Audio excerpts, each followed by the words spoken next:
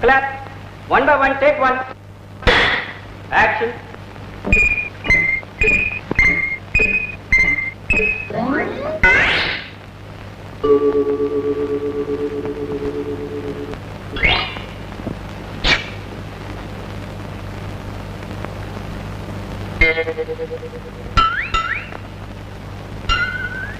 Animation has often been considered to be the purest form of cinema magic. What can be more magical than breathing life into inanimate characters like these?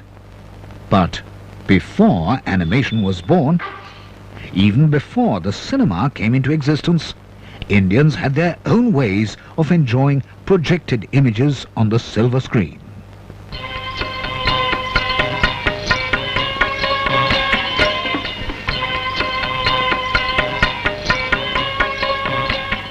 The most traditional of these was the Tolu Bommalu Ata, or the leather puppet show of Andhra Pradesh.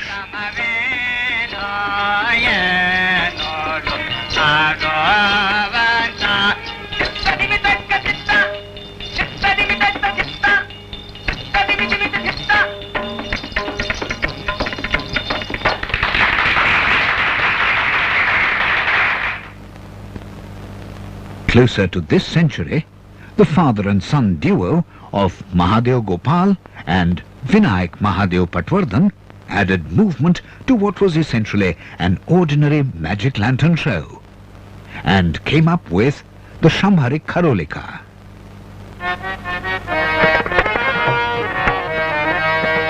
The technique was quite novel and yet simple. 2 glass slides, one with the static elements and the other with the movable elements, were used in tandem to create movement within a scene.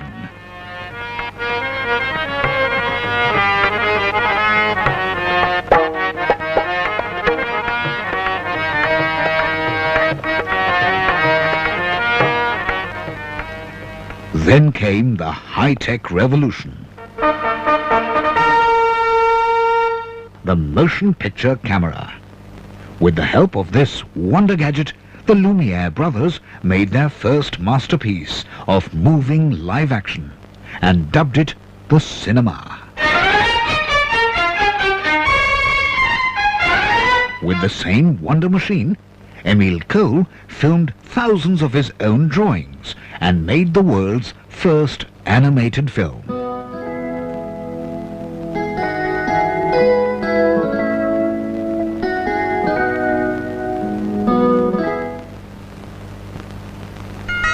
In India, the multifaceted pioneer Dadasaheb Phalke tried his hand at the magic of animation. Aag Khadyanchi Mouse, or a game of matchsticks, was the first attempt. This was followed by Vichitra Shilpa, or animate-inanimate. None of these films have survived the ravages of time. But Phalke's primitive craftsmanship can still be seen in this title sequence of Phalke's last silent film, Setu Bandhan, made in 1932. Other attempts followed. In another part of India, R.C. Boral, then with the new theatres, introduced some lively new stars in his animation short, In the Moonlit Night.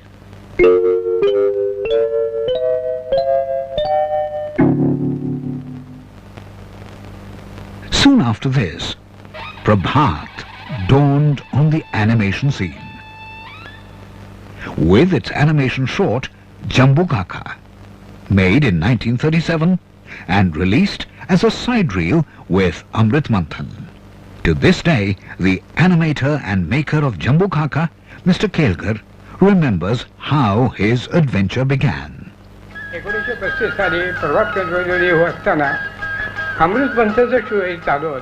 This happened on the sets of Amrit Manthan while working with the Prabhat Film Company in 1935. My friend Mr. Utturkar and I were discussing a cartoon film we had seen. I remarked that we in India could easily make such a film. ते आमच्या पाठीमागे उभे राहिलेल्या कोणीतरी ऐकलं आणि शांताराम बापूंना जाऊन सांगितलं This conversation was reported to Mr. Shantaram, who immediately asked me to submit a proposal. I drew a few sketches of a jackal which he liked. A test film was shot and the project approved. This is how Jambu Kaka began. Jambu Kaka या चित्रपटाचे काम सुरू झालं. After Jambu Kaka, Mr. Kelkar left Prabhat, hoping to pursue a career in animation. With his co-artist Lachke, he worked on a film, Swapna Tarang, for the Anand Cartoon Film Company. स्वप्न तरंग cartoon film तयार झाल्यानंतर After Swapna Tarang, we made another film, Lanka Dahan, which was released by Ranjit Movie Tone. सिनेटोनला दाखवलं, त्यांना ते आवडलं आणि त्यांनी ते रिलीज केलं. It was around this time that two young artists, K.S. Gupte and G.K. Gokhle, were learning to move the images. 1935 साली अड्रेसशी माझी भेट झाली आणि मी त्याला In 1935, I met Ardeshwari Rani, who liked my concept of making animation films. I exposed 400 feet in Cinecolor, but the project remained incomplete because the company closed down. ते काम ते असतं थांबलं. They were largely self-taught and had acquired their skills by studying old American cartoon films. Gokhle's first experiment in animation was Shikar. त्याच्यानंतर shade ब्रदर्ससाठी सुद्धा After that, I made a 350-foot-long animation film for the Seth brothers, based on Sane Guruji's story, Son Sakli. तयार करून दिली. There were many others like Gupte and Gokhle, who were acquiring the skills of animation through experimentation. Some of their early experiments even made it to the screen. Kolhapur Cinetone's Bakam Bhatt, G.S. Pohekar's Superman's Myth, Mandar Malik's Akash Patal, Mohan Bhavnani's Lafanga Langur, and IFI's The War That Never Ends. This film was made by the British animator Mina Johnson, with the help of Indian artists like P.N. Sharma, B.R. Dowling, and Ahmed Zakaria. We had come a long way from the old Army Cartoon Film Unit, which was in charge of Captain Johnson, and his wife, Mrs. Mina Johnson, was in fact the first animator, and I wrote the script for a film called The War That Never Ends, which is a fight against disease.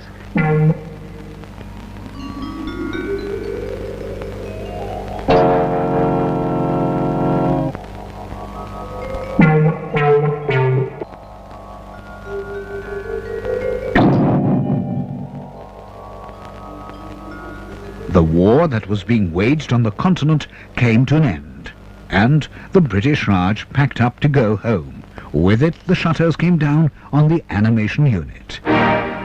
However, the scene was not totally bleak. In 1947, on the heels of independence, Gemini Films of Madras released Cinema Kadambam, a 100% Indian animation film. Though no copies of this film survive, Thanu remembers every frame of the film. It was in the year of India's independence, 1947, that I had the good fortune to have my cartoon film short, Cinema Kadambam, released. Cinema Kadambam was essentially a series of animated caricatures of popular film stars of the 40s. Film stars like Vasundhara, Kannamba, Pranjan, T.R. Ramachandran, and such others. Back in Bombay, Gokhle and Gupte were pioneering the concept of animated advertising films. Their creation was the Rangeen Chutkiyan series, which ran uninterruptedly till 1955, when it closed down for causes best known to its sponsors.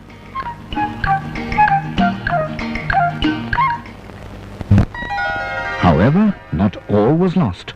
In the early 1950s, the noted Disney animator Claire Weeks set sail for India under the Indo-American Technical Cooperation Program. He landed with books and equipment. His brief was to set up an animation cell at the films division. This was the place where it all started, in fact. This is when Mohan Bhavnani brought Claire Weeks from the United States, because Mr. Bhavnani was also very interested in doing cartoon films. Now, I remember still the excitement when the Acme camera first arrived and how it was set up. The whole rostrum was set up, and at last we could start animation in the films division. Thus was born the Cartoon Film Unit, and with it began the first systematic and regular production of animation films in India. The first independent animation film to be produced by this unit was The Banyan Deer, based on a Buddhist Jataka tale. Made in 1957, the film is a curious mixture of styles, the figure of the king being derived from the Ajanta frescoes, while the deer bears an uncomfortably close resemblance to Disney's Bambi. One day came the turn of the mother deer. Her little one was so young. The mother was filled with sadness. She went to her leader, the branch deer, and pleaded, not for herself, but for the little one, who would be left all alone. But he refused. It is your turn. You must go, he said. Unhappy at seeing his mother's tears, the little one ran swiftly to the Banyan Deer, who had saved him once before. The Banyan Deer thought and thought. Come what may, he would find a way to save the mother and child. Take you, little one. Don't be afraid. So away they went, wild and happy.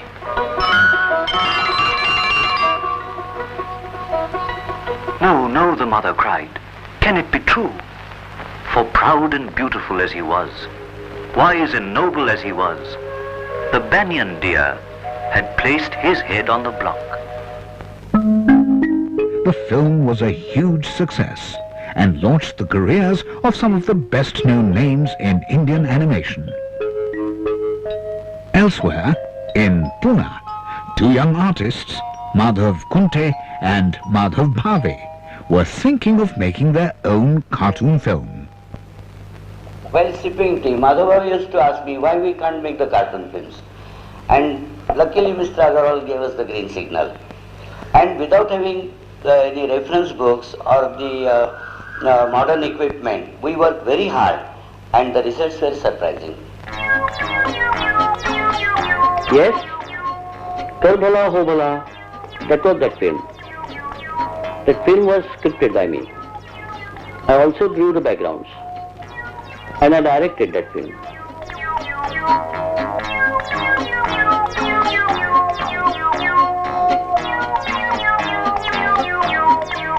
Back in Bombay, the artists of the Cartoon Film Unit at the Films Division were busy creating a spokesman who could convey the dream of a progressive post-independent India to its citizens. The first to arrive was this simple peasant, clad in a dhoti and turban. He was soon joined by others in the village: Bhola, Mojiram, the Sarpanch, and his son Gopal, each one a prototype of millions of rural Indians. These lovable characters were instantly identifiable and had a great deal to teach and to learn. For instance, Bhola often did things which were unhygienic. The doctor gave him some good advice. This is your enemy. This spreads diseases. You should get rid of this, and you can have rich compost in return. Bhola was a happier man, and the whole village was a healthier place. Moji could not understand how planning for the whole country could be done by a small group of people. What are you chaps doing here anyway? We are the Planning Commission. So, you're the fellows who make plans, huh? Wise guys, dreamers.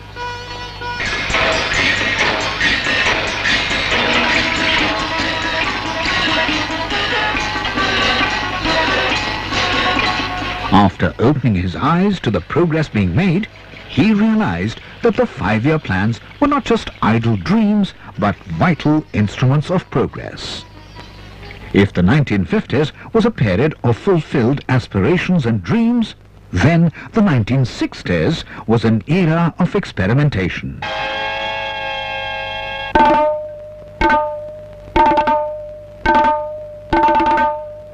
Out in the expanses of Canada, Norman McLaren was working wonders with image and sound.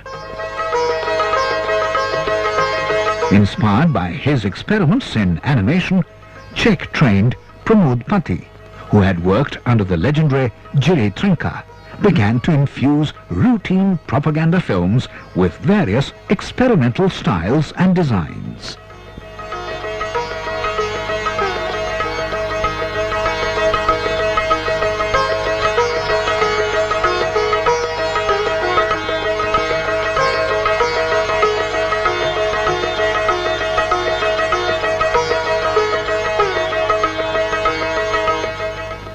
A child's drawings on a slate were animated to liven up a propaganda film on family planning. Daddy, will you please get me a little baby brother? No. A teeny weeny one will do. No. But why not? Because I can't afford to get you one. You mean a baby costs a lot of money? Oh, yes. A baby can be very costly. A King Midas in cutout was roped in to promote the idea of small savings. Thumbprint miniatures narrated an anecdote from the Mahabharata. An animation experiment using time-lapse won recognition at Berlin. A pixelated Abid brought to the screen a frenetic, disorienting pace.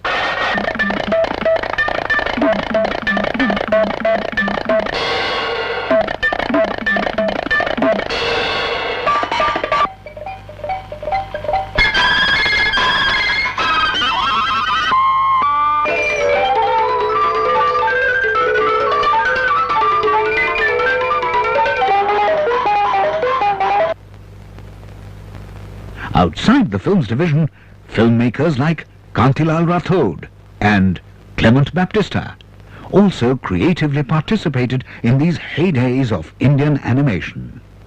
Rathod made excellent use of cutouts in Peacetime Armada.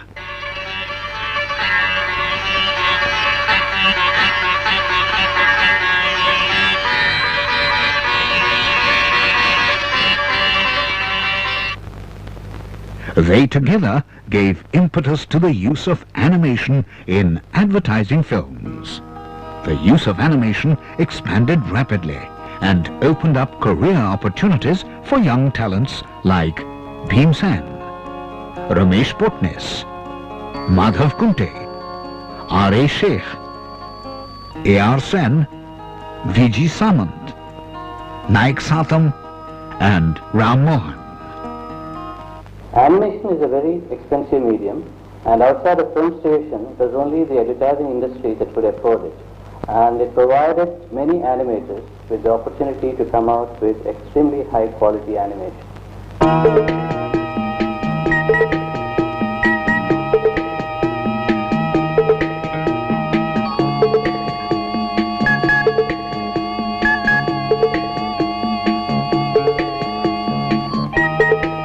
I think millions lost.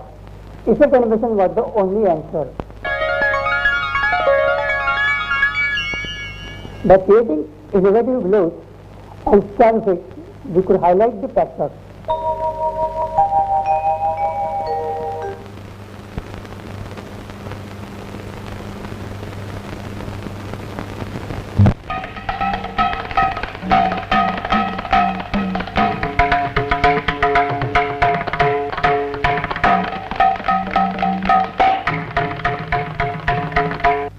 A sadly neglected area of Indian animation is the puppet film. Very few Indian animators have seriously worked in this form. The exceptions have been Ajoy Kumar Chakraborty and Sukumar Pillai, who have made films backed by the Children's Film Society of India, recently renamed the National Centre of Films for Children and Young People. Ajoy Chakraborty's Raju or Tinku and Sukumar Pillai's As You Like It were particularly noteworthy.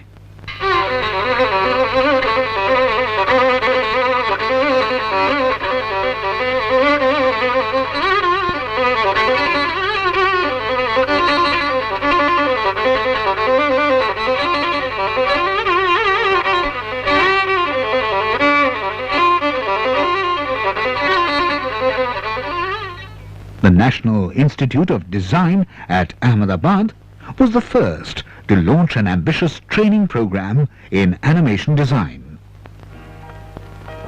Animation design at NID started as early as 1965 as part of its unique faculty development program. The first film was shot in black and white during our Professor Armin Hoffman's visit from Switzerland as part of its visual communication training program. This film was shot on the Bolex 16mm camera. The program received a shot in the arm when the renowned Italian designer Leo Leone and animator Giannini visited the institute in 1966 and created an attitudinal change among the students. Interacting with the students, they produced a cutout film, Swimmy. Swimmy thought and thought. He thought of this, and he thought of that. And then he thought some more.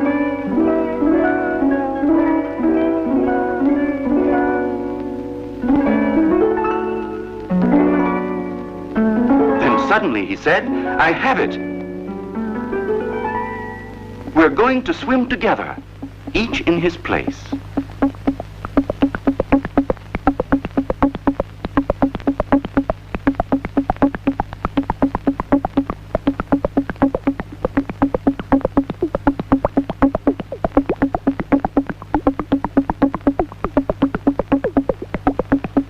And when they had taken the shape of one large fish, Swimmy said, I'll be the eye. They swam into the open water where the tunas hunted. And they chased the big bad fish away. In the wake of Leo Leone, many others from the Animation Hall of Fame have lectured and conducted workshops at the National Institute of Design. Among them are Roger Nook, Ishu Patel, Claire Weeks, and Barry Parker. Even in dialogue, you have to look towards basic principles to make that sort of the animation come alive. We go back to basic principles such as the bouncing ball, for instance. We've got an action which has an impact like that, and we can apply that action to dialogue.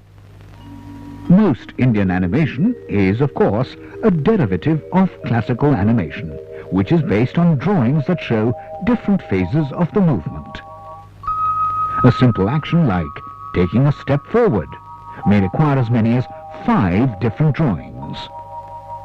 The animator begins with drawing 1 and 5, and then interpolates the middle position number 3. With drawings 2 and 4, the action is completed. A simple walk, such as this, will require a great many more drawings. In keeping with the relentless march of technology, computer animation has arrived on the scene. After 25 years, we have changed with the times and we have gone into computers. Computers have opened up new vistas, and along with new generation is taking over. We were the first people to use commercial computer animation in India. Initially we used the film medium, which was very tedious. With the advent of commercial television, we were able to transfer our computer-generated images to videotape directly. This contributed to a great boom in the computer graphics industry.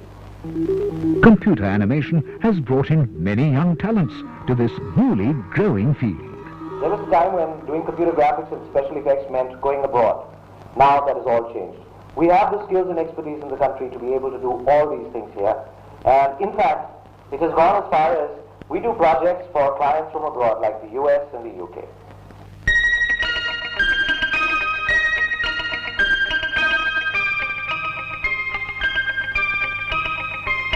In spite of all these technical advancements, Indian animators still seem to look to the West, and particularly to Disney for inspiration. And I felt very strongly that we should not only stick just to the Disney style, but bring in our own our own heritage of art. And there are so many things so many styles to choose from in India. Lots of different things, whether it's from the folk art or from Pahari paintings. तेरे गालों पे खुशबू लगा दूं महकते फूलवनगी तेरे गालों पे खुशबू लगा दूं महकते फूलवनगी चुन चुन लाई मैं फूल चमेलिया चुन चुन लाई मैं फूल चमेलिया चुन चुन लाई मैं फूल चमेलिया तेरे गालों पे खुशबू लगा दूं महकते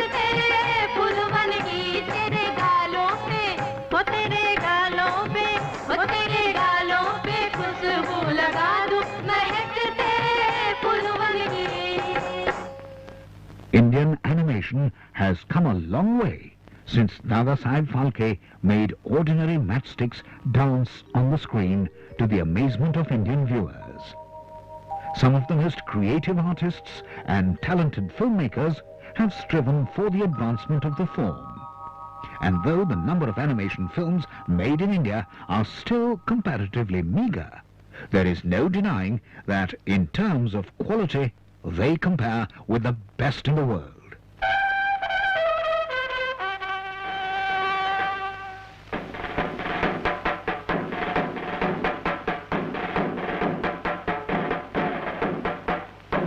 A fact which is borne out by the number of awards the films have brought back from various international festivals.